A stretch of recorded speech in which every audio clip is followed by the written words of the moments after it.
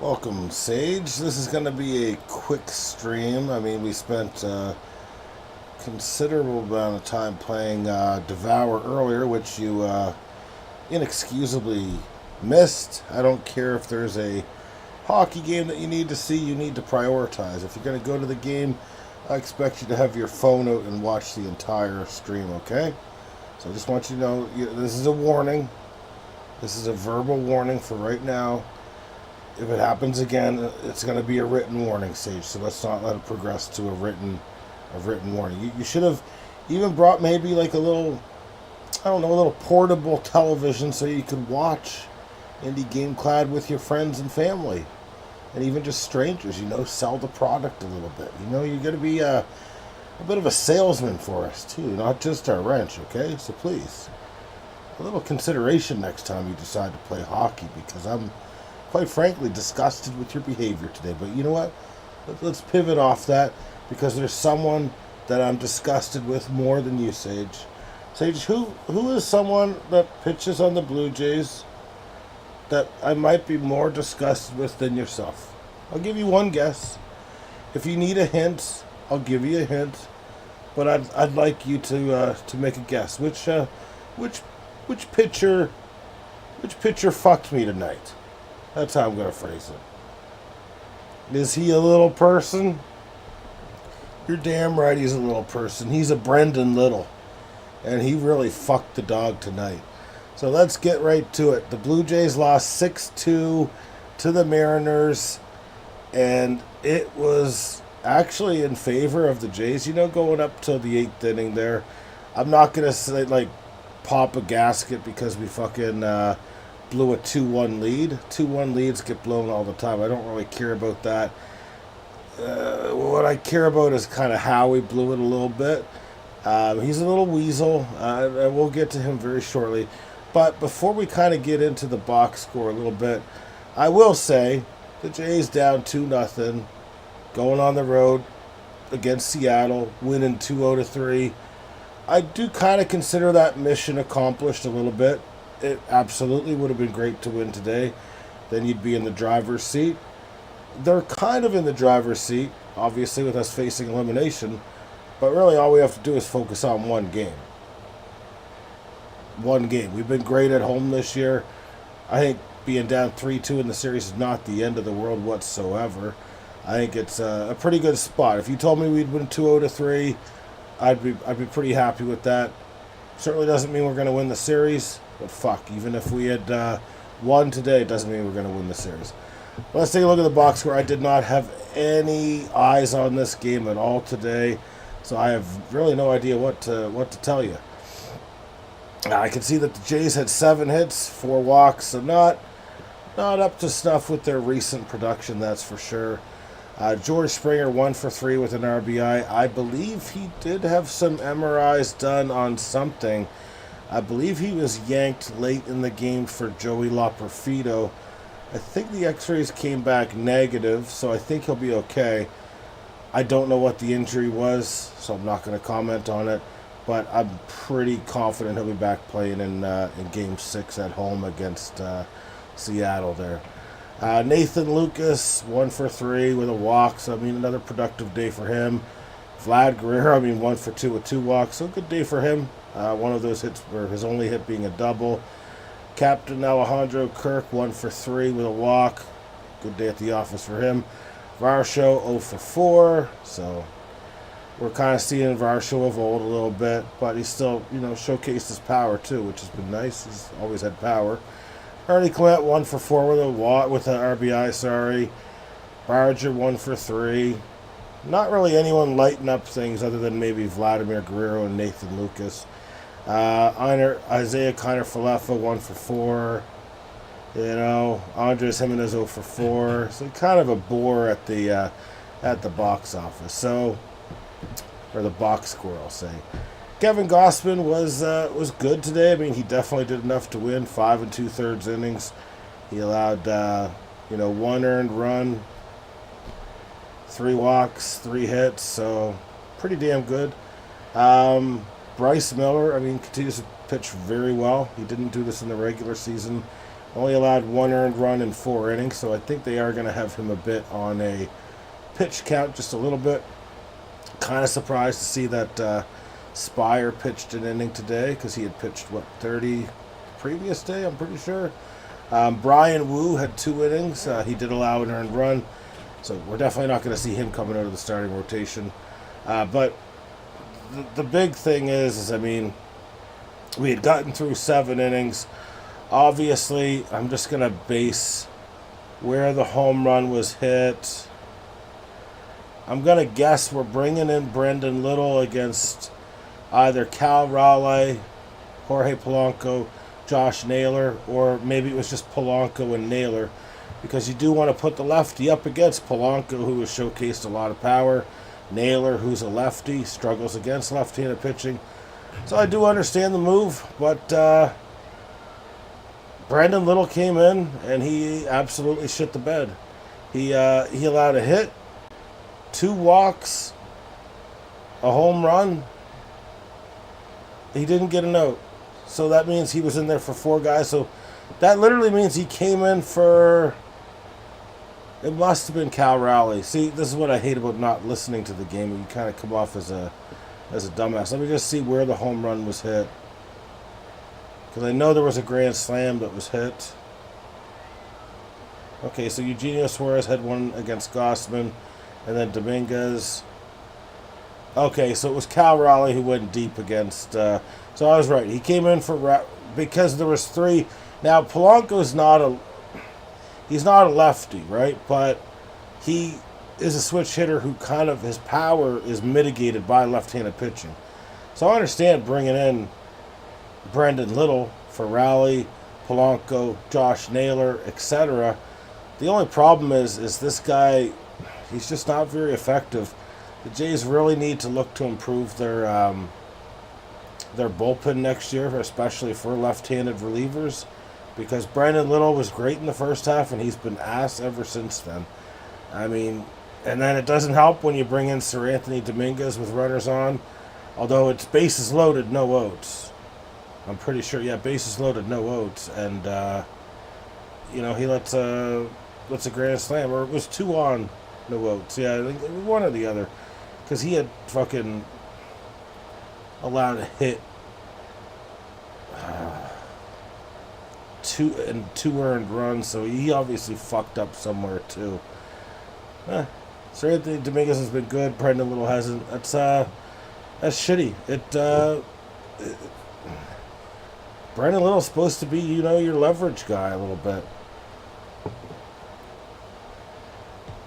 Okay, so Brandon Little threw 15 pitches tonight, 10 of them were balls. I mean, it's the right situation to bring him in. I don't know, you could argue that they would bring in Eric Lauer or Mason Fluharty, but Mason Fluharty hasn't been a high leverage guy. Brendan Little's been a high leverage guy all year for us. You put guys in high leverage situations that haven't been doing it, and there's a good chance they're going to crumble. But I don't know. You got to find lefties in the off season. I mean, it's a little too early to be talking off season for sure. But at the end of the day, we got to stop. Well, we'll get to that one if the Jays get eliminated. I mean, because the off season, you can patch this stuff up pretty easy. Yeah, we're aware that Brendan Little hasn't been good. That's not really the point there. Even if he had a 6 ERA, in this outing, we would still, it'd be a 3-2 ball game. I mean, six runs in 9 innings. That's not good. It's not favorable, but this is a lot worse than, this is 3 earned runs and fucking no innings pitched. If you allow 1 earned run in a fucking inning, I'm not happy, but you're giving your team a chance. We're talking fucking 3 earned runs and no outs. You couldn't even get a fucking out to help the team a little bit. But I mean, that's a problem. We knew this was a problem coming in. We knew our lefties were garbage. We knew they've been garbage all year, frankly. Mason Flaherty, stuff-wise, doesn't really get the job done. When I'm looking at a guy pitching 91, 92, doesn't really get the job done for me. Brendan Little's got a great spin rate, great ability to strike guys out, but I mean his command is absolutely atrocious. Eric Lauer, I'm not sure that's the right guy to go to. I mean, potentially it is, but he doesn't really throw very, very hard either. I mean, he's more of a kind of a long relief pitcher or starting pitcher. So, I mean, sure, you could bring him in there. I don't know if that pans any better or not. I mean, I suspect he'd be able to hit the strike zone a little bit more, but I think it's foolish to go after the manager in this situation. You can only manage what you got, and what you got's not a lot. Yeah, I mean, ideally you want guys that come in to throw strikes. Actually, what you're actually looking for in a bullpen is not just to come in and throw strikes. You're looking for guys to come in and strike people out. That's what a bullpen is. A real bullpen that's real strong has swing and miss ability.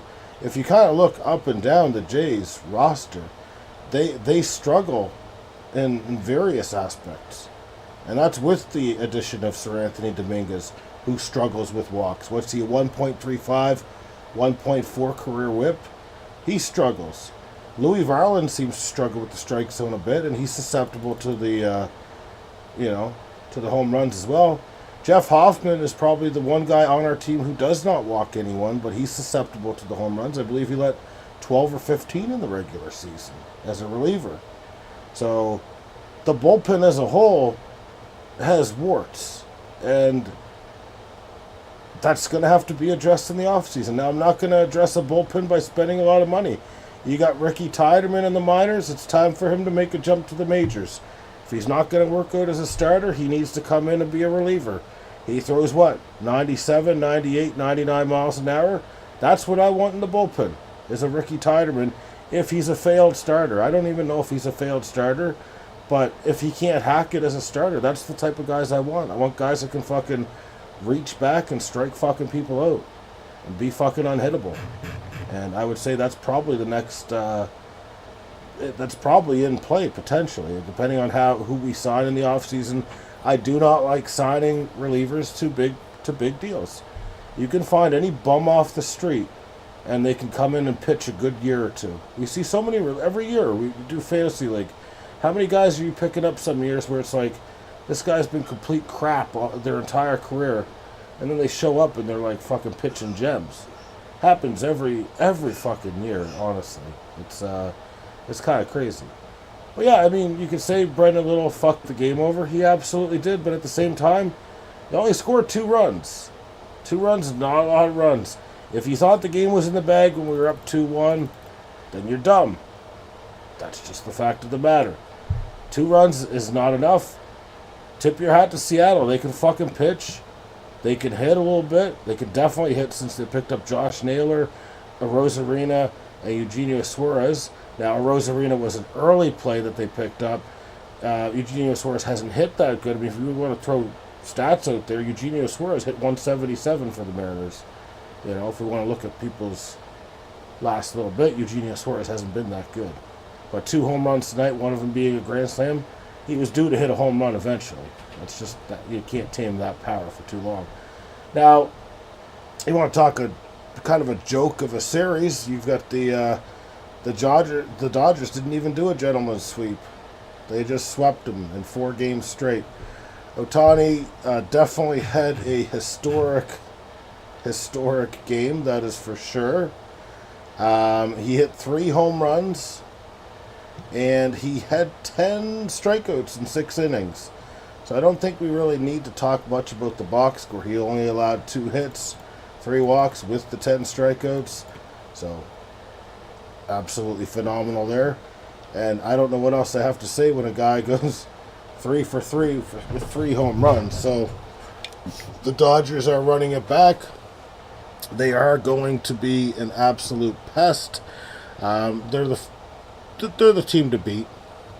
They got a lot of guys coming back. They always have the best lineup. It's just, it is what it is. Good year for the Brewers, though. I don't think anyone really expected much of the Milwaukee Brewers. Not a very big payroll. Not a lot of big expectations entering. So I think, they got some promising players, Mizorowski, Jackson Churio, etc., etc. They'll take a step back next year, though. They're not going to win 97 games again. I'm going to tell you that right there. I think they did have a bit of luck on their side for a bit. But again, good team. Not really surprised they got swept, though, honestly. I just think they were a little out of their depth a little bit. But a good year for them. It does beg the question, though, about salary cap implications and that sort of thing. I mean, you got the Dodgers going back, and I do like the fact that they spend money. I like teams that spend money and owners that spend money. I don't think that they should really be punished, to be honest, because they're actually making investments into their franchise.